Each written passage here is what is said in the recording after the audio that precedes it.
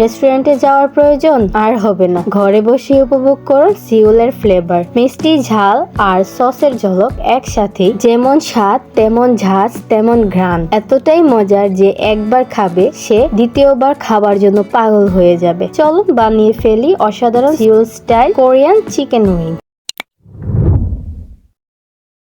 আসসালামু আলাইকুম, welcome to unique food cooking. তো আজকের রান্নার জন্য আমাদের প্রয়োজন উইংস। এখানে আমি মুরগির উইংস নিয়েছি, প্রায় 8 থেকে 9টি হবে। তো আমরা কিন্তু সবাই জানি উইংসের 3টি পার্ট থাকে। এই অংশটা প্রথমে থাকে, তারপর মাঝের অংশটা, তারপর শেষে চিকন একটা অংশ থাকে।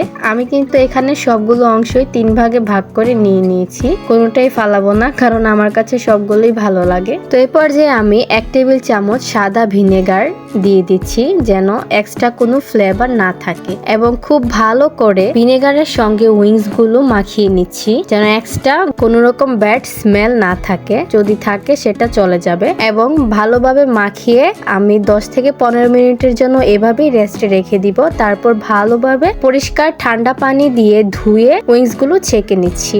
এখন আমি এর মধ্যে কিছু মশলা অ্যাড করে দিচ্ছি। প্রথমে দিয়ে দিচ্ছি আমি 1/2 চামচ লবণ, 1/4 চামচের মতো হবে বিট লবণ, 1 চা চামচ আদা বাটা, 1 চা চামচ রসুন বাটা এবং 1/2 চামচ গোলমরিচ গুঁড়া। এখানে আমি কালো গোলমরিচ গুঁড়াটা দিয়েছি। এবং 1 টেবিল চামচ চিকেন মশলা, 1 চা চামচ পাপরিকা। তো পাপরিকা হাতের কাছে না থাকলে এখানে কাশ্মীরি মরিচের গুঁড়া অথবা মরিচও দিতে পারেন। পাপরিকা পাউডারটা দিলে ভালো হয়। তো সবগুলো মশলা আমি উইংসের সঙ্গে ভালোভাবে মিক্স করে নিচ্ছি।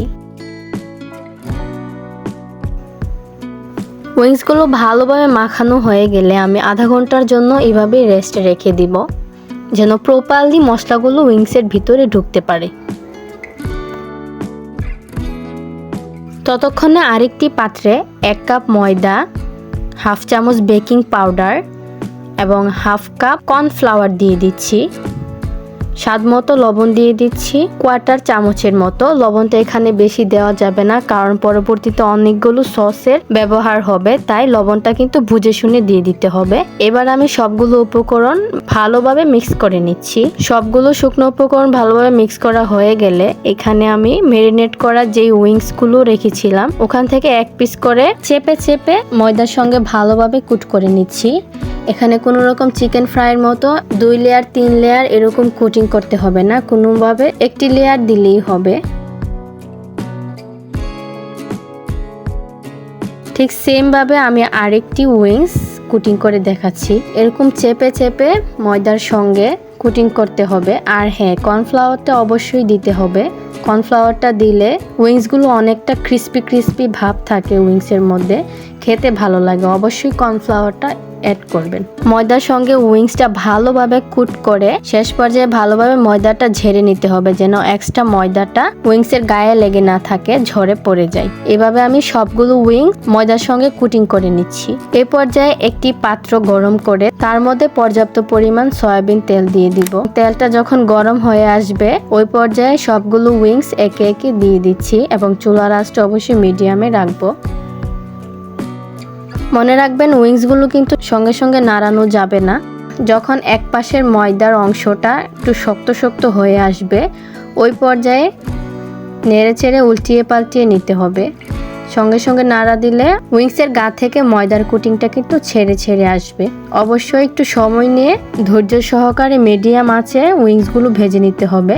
এরকমভাবে নেড়ে চেড়ে সবগুলো উইংস ভেজে নিব।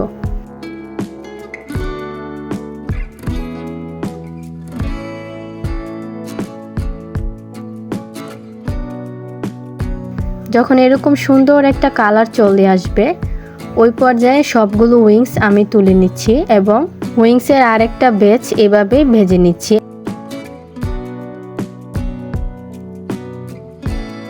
এই পর্যায়ে একটি প্যানের মধ্যে আমি অল্প পরিমাণ বাটার নিয়েছি। আমার বাটারটা কিন্তু আনসল্টেড। তো প্যানটা ভালোভাবে গরম হয়ে যাওয়ার পর এখানে 1 চা চামচের মতো রসুন কুচি দিয়ে দিচ্ছি। তো বাটারের সঙ্গে রসুন কুচিটা ভালোভাবে ভেজে নিব গোল্ডেন ব্রাউন করে। রসুনটা ভাজা হয়ে গেলে এখানে আমি 1/2 কাপ টমেটো সস দিয়ে দিচ্ছি। টমেটো সসটা কিছুক্ষণ রসুনের সঙ্গে ভালোভাবে নেড়েচেড়ে মিশিয়ে নিব। এবং চুলার আঁচটা কিন্তু লো টু মিডিয়ামে রাখবো। এই পর্যায়ে দিয়ে দিচ্ছি 2 টেবিল চামচ সয়া সস, 2 চা চামচ উঁচু করে ওয়েস্টার সস। ওয়েস্টার সসটা কিন্তু দেওয়ার চেষ্টা করবেন। ওয়েস্টার সসটা দিলে ফ্লেভারটা খুব ভালো আসে, খুব সুন্দর একটা ফ্লেভার আসে। উইংসগুলো খেতে কিন্তু দুর্দান্ত স্বাদের হয়। ওয়েস্টার সসটা যে কোনো সুপার শপে পেয়ে যাবেন আপনারা। এই পর্যায়ে দিয়ে দিচ্ছি উঁচু করে 1 চা চামচ চিলি ফ্লেক্স। তো চিলি ফ্লেক্সটা আপনারা আপনাদের ঝালের টেস্ট অনুযায়ী বাড়িয়ে কমিয়ে নিতে পারেন। তো সসটা কিছুক্ষণ নেড়েচেড়ে মিশিয়ে নেওয়ার পর টেস্টের ব্যালেন্স এনহ্যান্স করার জন্য এখানে 1 টেবিল চামচ চিনি দিয়ে দিচ্ছি। এবার দিয়ে দিচ্ছি 1 ফালি লেবুর রস। লেবুর রসটা দিলে হালকা টকটক লাগবে, খেতে ভালো লাগবে। দিয়ে দিচ্ছি 1 চা চামচ কাশ্মীরি লাল মরিচের গুঁড়ো। প্রায় 3-4 মিনিটের মতো আবারও সবগুলো উপকরণ ভালোভাবে নেড়েচেড়ে মিশিয়ে নেব, যেন এরকম সুন্দর একটা কালার চলে আসে। যখন সসটা হয়ে আসবে তখন ওই পর্যায়ে চুলাটা অফ করে সসটা মোটামুটি ঠান্ডা করে নিতে হবে। যখন মোটামুটি সসটা কুসুম ঠান্ডা হয়ে আসবে ওই পর্যায়ে উইংসগুলো একে একে দিয়ে ভালোভাবে নেড়েচেড়ে মিশিয়ে মিক্স করে নিব। ব্যাস হয়ে গেল আমাদের চিকেন উইংস। এখন আপনাদের আমি চিকেন উইংসগুলো একটু পরিবেশন করে দেখাচ্ছি। তো রেসিপিটা যদি আপনাদের ভালো লেগে থাকে তাহলে প্লিজ একটি লাইক এবং সাবস্ক্রাইব করে আমার চ্যানেলের পাশেই থাকবেন এবং আমাকে সাপোর্ট করবেন। আপনাদের একটি লাইক আমাকে অনেক উৎসাহ দেয়। ডেকোরেশনের জন্য উপর থেকে আমি কিছু সাদা তিল ছিটিয়ে দিচ্ছি। সাদা তিলগুলো কিন্তু খেতে ভালো লাগে।